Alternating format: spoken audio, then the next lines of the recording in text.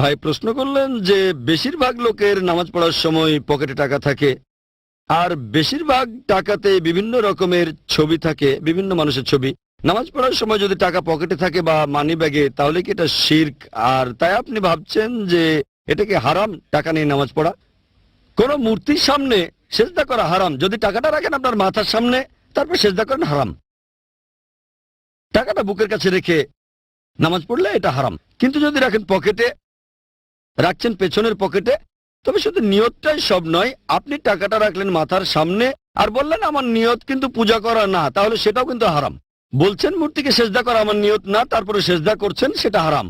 নিয়ত অবশ্যই লাগবে, তবে নিয়তের পাশাপাশি কাজটাও গুরুত্বপূর্ণ। আর টাকাটা যদি মানি ব্যাগে রাখেন, সবাই মানি ব্যাগে রাখে, এখানে কে পূজা করবে?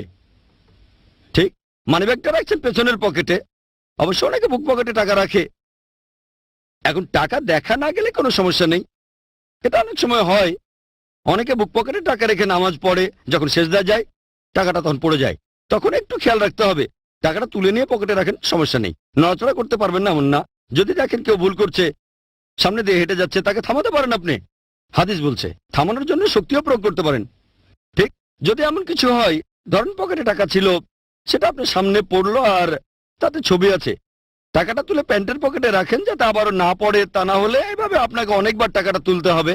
এ ব্যাপারে খেয়াল রাখতে হবে। এটা বাদে টাকাটা যদি পকেটে থাকে, তাহলে কোনোভাবে শিরক না।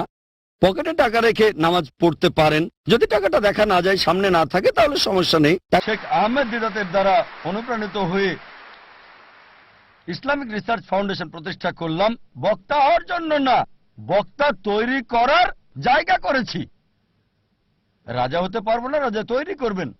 আমি বক্তা হতে পারবো না, তাই বক্তা তৈরির জন্য অর্গানাইজেশন করেছি। আল্লাহর পরিকল্পনা ছিল, প্রথম বক্তা কথা বলতে পারছিলেন না, আমি বাধ্য হয়ে মঞ্চে গেলাম আর বুঝতে পারলাম দাওয়ার কাজ করছি, অমুসলিমদের সাথে মুখে জড়তা নেই। যখন মুসলিমদের সাথে কথা বলছি তখন আছে, অমুসলিমদের সাথে কথা বলে তোতলাই না আমি। যখন স্টেজে যাই, সাধারণত স্টেজে গেলে মানুষ তোতলায়, আলহামদুলিল্লাহ আল্লাহ সুবহানাহু ওয়া তাআলার রহমতে আমি স্টেজে গিয়ে তোতলাইনি। তিনি দয়া করেছেন, আমাকে শরীরের ডাক্তার না করে আত্মার ডাক্তার করেছেন। আর শেখ আহমেদ দিদাত, আমি তাকে বললাম আঙ্কেল, 1987 সালে প্রথম দেখা করি, আমি তার ড্রাইভার ছিলাম, চালক। যেখানে যেতেন আমি নিয়ে যেতাম যাতে সময়টা বেশি পাই। বললাম আঙ্কেল আপনি কেন এত এগ্রেসিভ? তিনি বললেন বাবা আমি এগ্রেসিভ না, আমি মিলিট্যান্ট। মিলিট্যান্ট, শয়তানের সাথে দুইভাবে যুদ্ধ করা যায়, পানি দিয়ে অথবা আগুন দিয়ে। আমি আগুন বেছে নিয়েছি। এটা ছিল তার উত্তর। আমি যখন দেওয়া শুরু করলাম, তার ম্যাটেরিয়াল ব্যবহার করতাম, তবে নরম হয়ে থাকতাম, খুব নরম, খুব দয়ালু। কোনো ফলাফল নাই। মেডিকেল কলেজে দাওয়া দিতাম, তারপর মিলিট্যান্ট হলাম, শেখ দিদাতের চেয়ে বেশি মিলিট্যান্ট। হায় আল্লাহ, কি পেলাম! মুসলিম বন্ধুরা সব দৌড়িয়ে পালিয়ে যেত আর আমি অমুসলিমদের সাথে একা। মিলিট্যান্ট হওয়ার একই ফলাফল পেলাম। মাশাআল্লাহ, আল্লাহ আমাকে পথ দেখিয়েছেন। স্টেজে এসে আমি নরম হয়ে যাই, এত নরম হই যে প্রশ্নকারীরা গালমন্দ করলে আমি হাসতাম। শেখ আহমেদ দিদাত আমাকে দিলেন টাইটেল, প্রথমে দিলেন দিদাত প্লাস, তারপর আবার যখন দেখা হলো, বাবা তারা তোমাকে গালমন্দ করছে, অভিশাপ দিচ্ছে, তুমি হাসছ, আবার টাইটেল দিলেন। আমার যা করতে লেগেছে 40 বছর, তুমি তা করে ফেলেছো 4 বছরে। আর আলহামদুলিল্লাহ, যদি আমার ব্যাপারে দেখেন, আমার পছন্দটা, আমি এমন লোক যে সব সময় চেয়েছি সেরাটা, কখনোই 2 নম্বরটা চাইনি, সেরাটা। শৈশব থেকে সেরাটা বাছাই করেছি। এখন আমি আমার আকাঙ্ক্ষাকে আল্লাহ সুবহানাহু ওয়া তাআলার দিকে ফিরিয়েছি। একেবারে সেরা ক্যামেরাটা চেয়েছি, সেরা যন্ত্রপাতি, সবচেয়ে ভালো পরিবেশ আল্লাহর বার্তা প্রচার করার জন্য। সেরা কনফারেন্সটা করতে চেয়েছি। এই কারণে এই কনফারেন্স আমরা এখানে করছি। ধরেন গ্র্যামি অ্যাওয়ার্ডস এবং অস্কার অ্যাওয়ার্ডস, এদের উদ্দেশ্যটা হারাম, তবে তাদের প্রযুক্তির প্রশংসা করার মতো। বললাম কেন আমরা করতে পারবো না আল্লাহ সুবহানাহু ওয়া তাআলার জন্য? উদ্দেশ্য ভিন্ন, আল্লাহ সুবহানাহু ওয়া তাআলাকে খুশি করা। পৃথিবীকে দেখাতে চাই যে আমরা মুসলিমরাও আলহামদুলিল্লাহ করতে পারি। এমন না যে এগুলো ছাড়া দেওয়া হবে না, হবে। আমরা দেখাতে চাই যে আমরা আল্লাহ সুবহানাহু ওয়া তাআলার জন্য সেরাটা চাই, সবচেয়ে ভালো অফিস করতে চেয়েছি।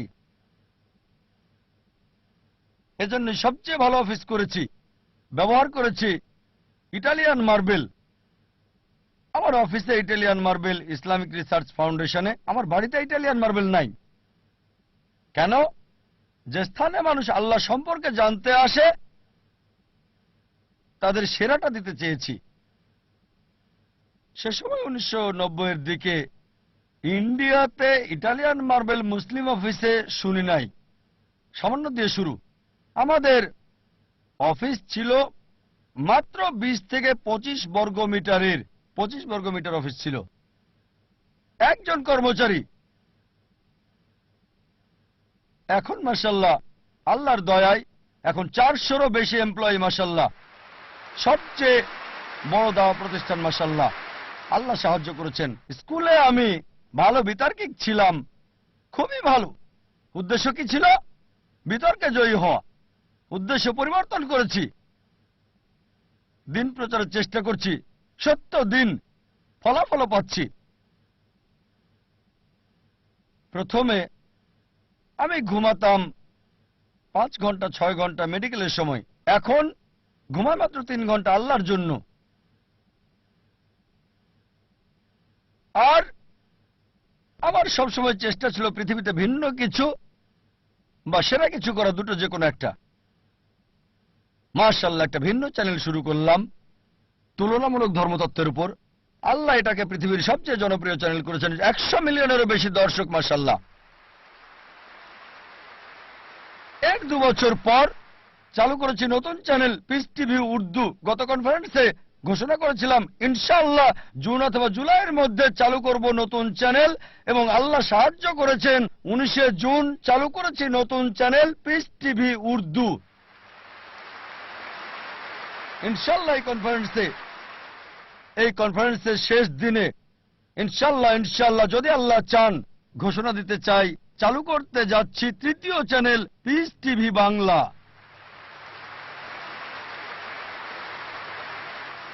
কারণ বাংলা ভাষা মাশাআল্লাহ শত শত মানুষ বাংলায় কথা বলে, এটা দরকার।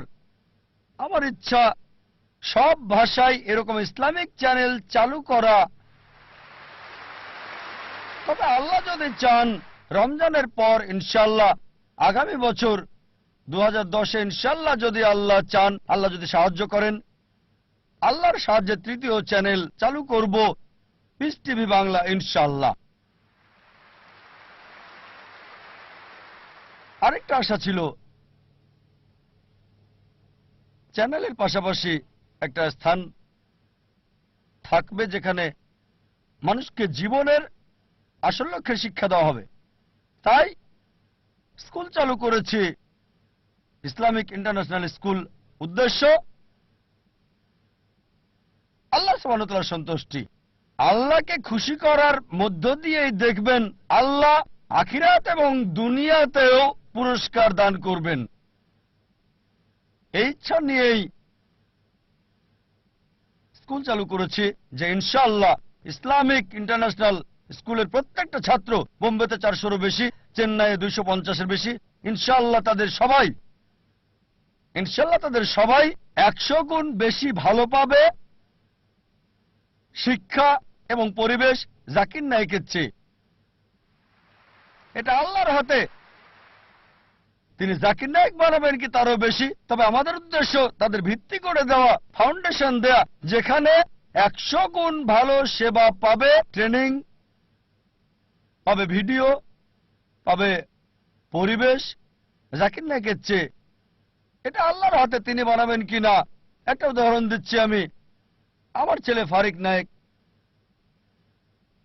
আপনারা চেনেন মাশাআল্লাহ। আপনাদের বলেছিলাম গতকালের আগের দিনের লেকচারে, আমি ভাষা হিসেবে আরবি জানি না। আমি বলেছি আমার ছেলেকে আরবি শেখাবো ইনশাআল্লাহ। লুগা ফুসা স্কুলের সব ছাত্রকে শিখিয়েছি মাশাআল্লাহ। আমার ছেলে যখন স্কুল শুরু হয় মাশাআল্লাহ সে ছিল সেরা খেলোয়াড়, ট্রফি পায়।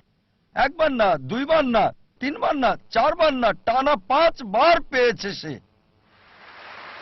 আমার আনন্দ হয়, ভালোও লাগে, কারণ সে অভ্যস্ত। যখন আমি স্কুলে ছিলাম, যখন স্কুলে পড়তাম, আমিও চাইতাম প্রথম হতে, স্বর্ণপদক পেতে, যেটা ছিল আমার উদ্দেশ্য। দেখবেন তরুণরা 100 মিটার দৌড়ে প্রথম হয়, স্কুলে কখনো গোল্ড মেডেল পায়নি। যখন কলেজে গেলাম তখন মাশাআল্লাহ বুঝতে পারলাম যে আমি বড় দৌড়বিদ, আর গোল্ড মেডেলও পেলাম মেডিকেল কলেজে 10 কিলোমিটার। তখন আমার মনে হলো গোল্ড মেডেল অপ্রয়োজনীয়। ভালো, দেখতে ভালো, গোল্ড মেডেল আসলে কি? 10 কিলোমিটার লোকজন দেখে আসলে বড় কিছু না। তারপর শেখ আহমেদ দিদাতকে দেখলাম, এই মানুষটি আমার লক্ষ্যকেন্দ্র পরিবর্তন করেছে। আর এভাবে মাশাআল্লাহ তিনি আমাকে বললেন, বাবা আমি খ্রিস্টান ধর্ম এবং ইসলামের উপর গবেষণা পড়াশোনা করেছি, তুমি অন্যগুলো পড়ে দেখো। খ্রিস্টান ধর্মের সবকিছু প্লেটে সাজানো খাবার মতো, শেখ দিদাত এগুলোকে পাত্রে সাজানো খাবার মতো করে রেখেছে, কেকের মতো। আহমেদ দিদাতের বই পড়লে পোপদের সাথে বিতর্ক করতে পারবেন। তারপর আমি হিন্দু ধর্ম, শিখ ধর্ম, জৈন ধর্ম, বিজ্ঞান, অন্যান্য বিষয়ে পড়লাম।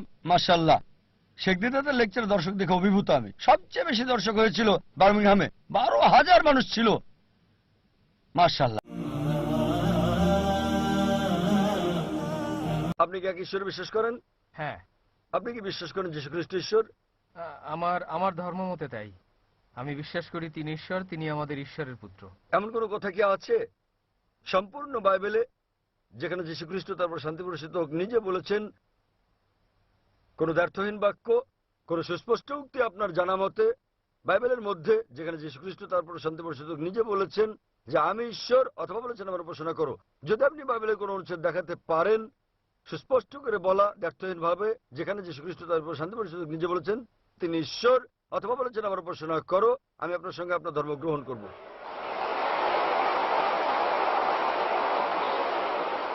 ভাই আপনি কি পারবেন বাইবেল থেকে একটা দ্ব্যর্থহীন উক্তি বের করে দেখাতে আমাকে, যেখানে যীশু খ্রিস্ট, তারপর শান্তি প্রসিত হোক, নিজে বলেছেন যে তিনি ঈশ্বর? কেবল একটি, দুটি নয়। আমি একজন ছাত্র বাইবেলের। ভাই আপনি কি বাইবেল পড়েছেন? আমি সত্যি বলতে চাই, আমি বাইবেল বিষয়ে সচেতন নন। তো কিভাবে আপনি আপনার ধর্ম অনুসরণ করছেন যেখানে আপনি বাইবেলই পড়েননি?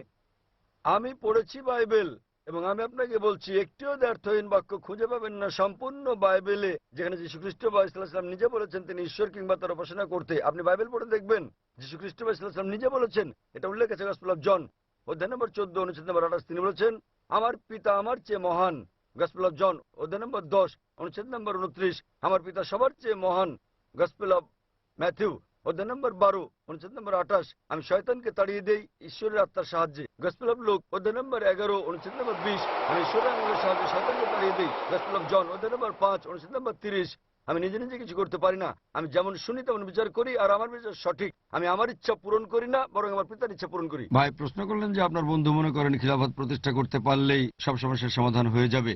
এটাতে আপত্তি জানিয়ে বলেছেন যে আমি তোমার সঙ্গে একমত নই। প্রথমে আপনার দাওয়া দিতে হবে। বন্ধু বলেছেন দাওয়ারও তো প্রয়োজন নেই। আপনার দুজনে ঠিক, দুজনেই ভুল। আপনার প্রশ্নটার ব্যাপারে যদি বলতে হয় খিলাফত প্রতিষ্ঠা হলে এই সমস্যার সমাধান হয়ে যাবে, আমি একমত 100%। কথাটা ঠিক। আপনি বললেন আগে দাওয়া দিতে হবে, এই কথাও ঠিক। আপনার বলা উচিত ছিল তোমার কথা মানছি যে খিলাফত প্রতিষ্ঠা করতে হবে, তবে আগে দাওয়া দিতে হবে, তারপর খিলাফত প্রতিষ্ঠিত হবে। আপনি বলছেন কথাটা ভুল, এটাই ভুল। বলা উচিত ছিল তোমার কথা মানছি, কিন্তু খিলাফত প্রতিষ্ঠা করব কিভাবে যদি দাওয়া না দিই? কিন্তু বলেছেন তোমার কথা মানছি না, যে একবার যদি আমরা খিলাফত প্রতিষ্ঠা করতে পারি তাহলে সমস্যা থাকবে না। আপনার যুক্তিটা ভুল। তবে আপনার দ্বিতীয় কথাটা ঠিক, যে খিলাফতের জন্য আগে দাওয়া দিতে হবে। আপনার বন্ধু বলেছে দাওয়া দেওয়ার প্রয়োজন নেই, এটাও ভুল। দুজনে অর্ধেক ভুল অর্ধেক ঠিক। বিভিন্ন স্তর আছে। ধরেন বানাচ্ছেন একটা বিল্ডিং, প্রথমে আপনি দেবেন ফাউন্ডেশন। নিশ্চয়ই এভাবে বলবেন না যে আমি 10 তলা বিল্ডিং বানাবো, প্রথমে 5 থেকে 10 তলা বানাবেন কি বাতাসে? যদি খিলাফত প্রতিষ্ঠা করতে চান আমাদের নবী মুহাম্মদ সাল্লাল্লাহু আলাইহি ওয়াসাল্লামের জীবনে দেখেন। নবীর পুরো জীবনকে 2 অংশে ভাগ করা যায়, মক্কা আর মাদানী। মক্কা এবং মদিনায় মক্কার পরিস্থিতি ছিল আলাদা, তাদের উপর অনেক অত্যাচার হয়েছে। অনেক সাহাবী তখন প্রতিশোধ নিতে চাইলে নবী বলেছেন তোমাদের জন্য জিহাদ হচ্ছে সবর। সে সময় মুসলিমদের উপর বহু অত্যাচার হয়েছে, অনেক মুসলিম মারাও গেছেন। প্রতিশোধ নিতে চাইলে নবী বললেন না, সবর, এটাই জিহাদ। সবর মানে ধৈর্য ধরা। তারপর যখন সময় আসলো, যখন তিনি মদিনায়, তখনই সময় হলো, নবী অনুমতি দিলেন যে আত্মরক্ষার জন্য তোমরা লড়াই করতে পারো। তাহলে সবকিছুরই একটা কৌশল আছে। আপনি হাওয়ায় প্রাসাদ বানাতে পারবেন না। আমাদের নবী জীবন কাহিনী দেখেন, পবিত্র কোরআন পড়েন, তাহলে বুঝতে পারবেন কিভাবে করতে হবে। আমি আপনার সঙ্গে একমত, দাওয়া দেওয়া গুরুত্বপূর্ণ, নবীও করেছেন। প্রথমে তিনি ছিলেন একা, একজন, তারপর যোগ দিল 5 জন, তারপর আরো আস্তে আস্তে বেড়েছে, 100, 1000, 10,000 বেড়েছে। একদিনে হয়ে যায়নি। বলতে পারেন না যে একাই খিলাফত প্রতিষ্ঠা করবেন। কিভাবে করবেন? নবী আল্লাহর সাহায্য পেয়েছেন, তাই করতে পেরেছেন। তিনি ছিলেন নবী, আমি আপনি নবী নই। তারপর আমরা চেষ্টা করতে পারি, আল্লাহর ইচ্ছাতে সব হবে। আমাদের নবীর জীবনী দেখেন, দাওয়া দেওয়া আবশ্যিক, তাহলে একটা ভিত্তি করা যাবে। তবে দাওয়া দেওয়ার আগে নিজেকে উন্নত করেন, মানে ব্যক্তিগত পর্যায়ে। প্রথমে নিজে ভালো হবেন। খিলাফত প্রতিষ্ঠা করতে চাই, কিন্তু আমি নিজে ইসলাম থেকে দূরে, তাহলে কিভাবে হবে? প্রথমে ব্যক্তিগত লেভেলে, তারপর পরিবার, এরপর সমাজ, এভাবে ছড়িয়ে পড়বে। এমন না যে আমার পরিবারের একজন ভালো মুসলিম না, তাই পারবো না, আমি পালন করব। মোহাম্মদ সাল্লাল্লাহু আলাইহি ওয়াসাল্লামের পরিবারের তো সবাই ভালো ছিল না, ওনার চাচা ইসলাম গ্রহণ করেননি, নবী কন্টিনিউ করেছেন। তবে এটা আসতে হবে ভেতর থেকে, তারপর সেটা ছড়াবে, লেভেলটা উপরে উঠতে থাকলে সেই পর্যায়ে পৌঁছাবেন। লক্ষ্য হলো সেটাই, সেখানে পৌঁছানোর চেষ্টা করব। পারি বা না পারি, চেষ্টা করে যাব, সেজন্য পুরস্কার পাবো। ভাই, আপনি খুব সুন্দর একটা প্রশ্ন করেছেন যে কেন মুসলমানেরা বিরোধিতা করে কমন সিভিল কোর্টের। ভাই, আমি কমন সিভিল কোর্টের পক্ষে, কিন্তু সেই কমন সিভিল কোর্টকে হতে হবে সবচেয়ে স্বচ্ছ, যেখানে ন্যায় বিচার পাওয়া যায়। আমি এর পক্ষে। এমনকি যদি ইন্ডিয়ার সমস্ত মুসলমানেরা এর বিরোধিতা করে, আমি ডাক্তার জাকির নায়েক এর পক্ষে, এবং আমি তর্ক করতে রাজি, আমি কথা বলতে রাজি আছি, যুক্তির সাথে আলোচনা করতে, কোন নিয়মটা সবচেয়ে সেরা, কোন আইনটা সবচেয়ে সেরা। আর আপনারাই বের করেন যে আইনটা সবচেয়ে বাস্তবসম্মত, সেটা প্রয়োগ করুন। আমি এখানে বলবো যে সারা ইন্ডিয়াতে কমন সিভিল কোর্ট একটাই থাকুক। ক্রিমিনাল কোর্টও, শুধু সিভিল কোর্ট কেন, কমন সিভিল কোর্ট থাকুক, কমন ক্রিমিনাল কোর্টও থাকুক। কিন্তু আমাদের আগে ঠিক করতে হবে যে কোন আইনটা সবচেয়ে সেরা। যেমন একজন হিন্দু মহিলা আমাকে জিজ্ঞেস করেছিলেন, কেন ইসলাম একজন পুরুষকে একাধিক স্ত্রী রাখার অনুমতি দেয়। আমি উত্তর দিয়েছিলাম এবং প্রশংসা পেয়েছিলাম। এই উত্তরে একমত হলে আপনাকে কমন সিভিল কোর্টে লিখতে হবে যে একজন পুরুষ একজনের বেশি স্ত্রী রাখতে পারবেন। আমরা জানি পৃথিবীতে মহিলার সংখ্যা পুরুষের চেয়ে বেশি। এর জন্য কোনো সমাধান নেই, কোনো ধর্মের সমাধান দেয়নি, যদিও কোনো ধর্ম বলে না যে মাত্র একটাই বিয়ে করুন, শুধুমাত্র কোরআন ছাড়া। আমি একটা উদাহরণ দিয়েছিলাম যে হিজাবের সঙ্গে ধর্ষণের সম্পর্ক।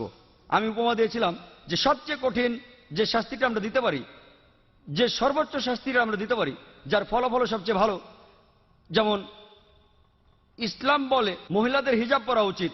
কোন পুরুষ কোন মহিলাকে দেখলে তার দৃষ্টি নিচু করবে, তারপরও যদি কোনো পুরুষ ধর্ষণ করে সে সর্বোচ্চ শাস্তি পাবে, সেটা হলো মৃত্যুদণ্ড। আমি আমেরিকার পরিসংখ্যান দিয়েছিলাম যে 1990 সালে FBI এর রিপোর্ট অনুযায়ী 1756টি ধর্ষণ সংঘটিত হয়েছে প্রত্যেক দিন 1990 সালে।